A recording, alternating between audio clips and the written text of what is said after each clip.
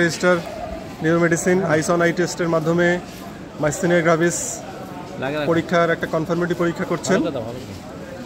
সুপারভিশনে আছেন doctor Sarwar sir. 2 minute বন্ধ রাখতে বলবো না, সব থাক বন্ধ করে থাক, পরে আমরা খুলবো আবার। অত্যন্ত দক্ষতার সহিত চমৎকারভাবে ডাক্তার তপন স্যার খুব সুন্দরভাবে আইসন আই টেস্ট করছেন, তাকে ধন্যবাদ না দিয়ে পারা যাচ্ছে না। উপস্থিত আছেন সুপারভাইজার আমাদের প্রিয়, সবার প্রিয় ডাক্তার সারোয়ার স্যার।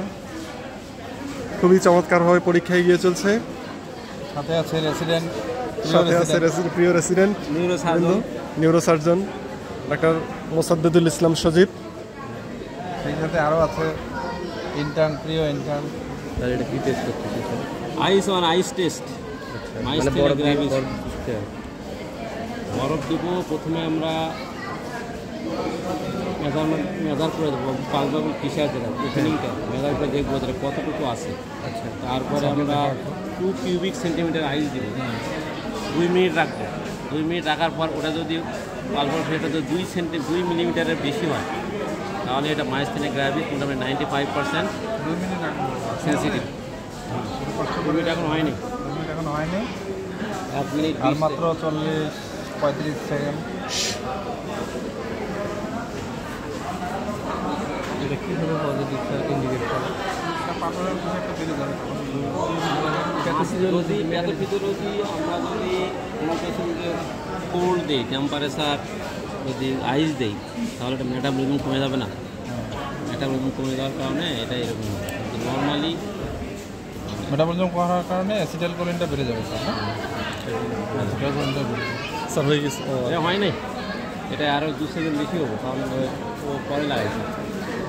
আরও বলে গেল স্যার পুরাটাই।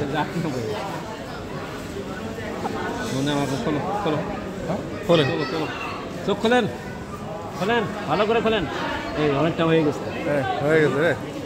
আপনারা লক্ষ্য করে থাকবেন, চমৎকারভাবে পরীক্ষাটি শেষ হলো এবং আমাদের পরীক্ষার ফল সামনে তাকান। আমরা আশা করছি একটা পজিটিভ পরীক্ষার ফলাফল পাবো।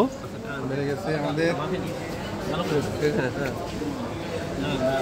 এবং সত্যি তাই দেখা যাচ্ছে 2 মিনিট আইস দেওয়ার পর পেশেন্টের superior palpebral fissure more than 2 millimetre resist করছে, যেটা আমাদের পজিটিভ হওয়ার জন্য কাঙ্ক্ষিত রেজাল্ট। অত্যন্ত চমৎকার এবং দক্ষতার সহিত ডাক্তার সারোয়ার স্যারের নেতৃত্বে ডাক্তার তপন স্যার সম্পন্ন করেছেন।